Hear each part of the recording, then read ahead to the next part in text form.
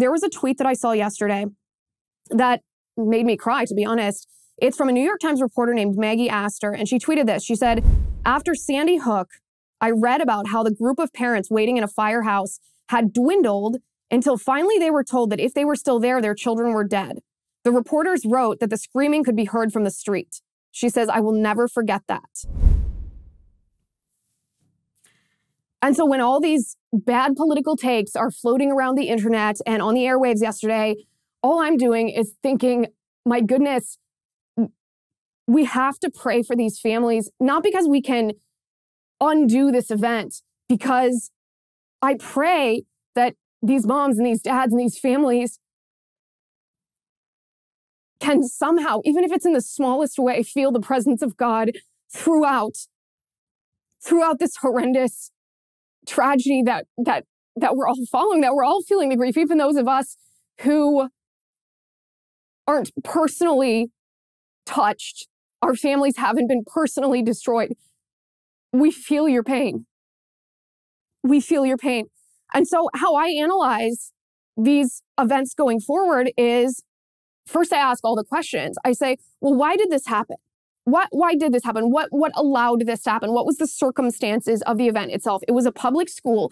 And you'll notice that these shootings that happen at schools happen at public schools. They don't happen at Catholic schools, elementary schools, or high schools. They don't happen at Jewish schools. They don't even really happen at private classical schools. They happen at public schools. So why is that? Is it a matter of access? Meaning access to the building itself. Is there some difference in the security between the private schools that I mentioned that aren't the targets oftentimes of these shootings and public schools that are? And I want to read you a tweet from, let me bring this up here. I want to read you a tweet from a reporter at the Daily Caller who said, "Seriously, before we start unpacking all of the other mitigating measures that we can take to prevent such acts of violence, mental health, Second Amendment, shouldn't we start with the simplest stuff? Why was the door leading to a bunch of helpless children unlocked?" And this reporter, by the way, is Jeffrey Ingersoll. He said, "You'd be surprised what a locked door, simple as it may be, can do to prevent a criminal looking for opportunity."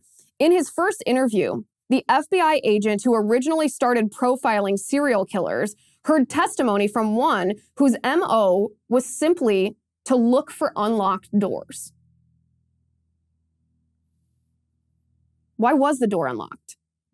What circumstances at this school allowed this to happen? This is a very important part, and I wouldn't even call this political policy. I suppose it is, because all politics is personal. All politics has to do with us as people and our families and our children. But you have to contrast, you don't even have to contrast this in the governmental sense, but think about a bank. Think about walking in there. Think about all the security and the security cameras, the single point of entrance, the fact that you have eyes on you the second you walk in a bank, and there's always armed and unarmed security in a bank. That's not a government-run bank. That's not a government policy. Those are private organizations that protect our money better than we protect our children, that secure the premises of where we keep our dollars and our cents more than we protect the schools where our sons and daughters go. And this is something moms and dads should start speaking out against. Just like moms and dads were the ones who spoke out against critical race theory, moms and dads are the ones who are currently speaking out against queer theory and transgender indoctrination in schools. Moms and dads need to demand from our politicians that we secure the premises of schools, that there's a single point entry, that you have to know who is coming in. You don't just let anybody in the school. You lock the doors. Maybe there's metal detectors. There certainly should be security on site, armed security on site, whether this is hired by the school, whether this is the volunteer programs that a lot of conservatives have been talking about. These are things, of course, that moms and dads can't just defer to politicians. Moms and dads have to take responsibility for their children, because the government has failed. The government has told us you can send your kids to our schools and they'll be safe. And that's not true. That's false. And so moms and dads have to step up here.